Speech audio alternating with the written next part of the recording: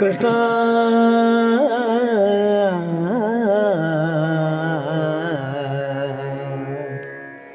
മദ്ഭക്തജന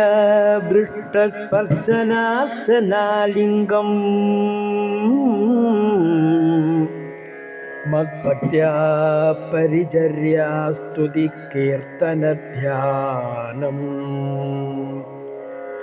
മൽക്കഥാ ശ്രദ്ധാ ശ്രവണാദികളെല്ലാം എന്നിൽ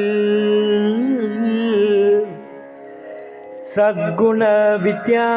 സർവം സമർപ്പിച്ചിടുകയും എന്നോടേ ജന്മകർമ്മകഥനം മമധർമ്മം നന്നായി ബോധിക്കയും ഗീതനൃത്താദികളാൽ മഗ്രഹോത്സവയാത്രാബലി സംവിധാനവും അഗ്രപൂജയും സർവപാർഷദ പൂജകളും ചെയ്തു സന്തോഷത്തോടും കൈതവരഹിതനായി ഉത്തമനായിട്ടതിവൃത്തവാനായി സദാ പർവകാലേഷു ഭേദതന്ത്രദീക്ഷാദിവ്രത സർവകർമ്മണ മമ പൂജയാ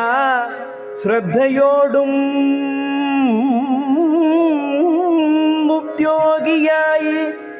സാധുബുദ്ധിയായി പ്രസന്നനായുദ്യാനേ ഉപവനേ വാ പുരേ മന്ദിരേ വാ മായമെന്നിയേ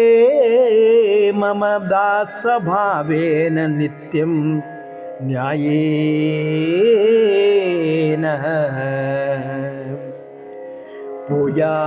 പൂജാസ്ഥലശുദ്ധ്യാമേ മൂർത്തിലിംഗം സ്ഥാപിച്ച്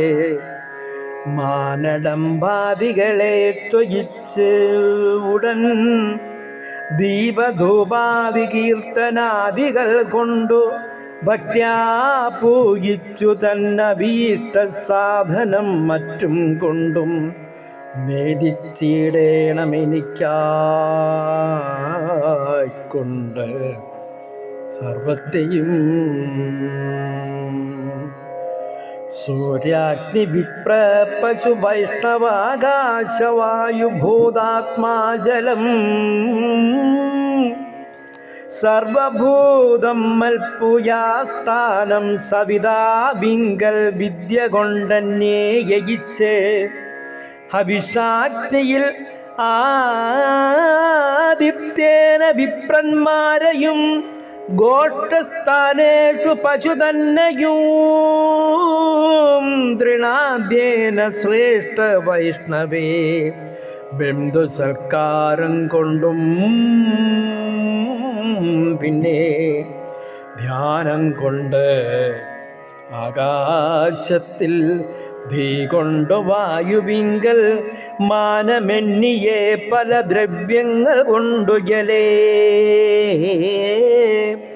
സ്തണ്ടിലെത്തിങ്കൽ മന്ത്രം കൊണ്ടും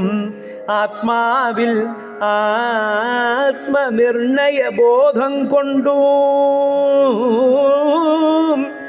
ക്ഷേത്രജ്ഞം സർവഭൂതവർഗത്തിൽ സമചിത്തത കൊണ്ടും യജിച്ച്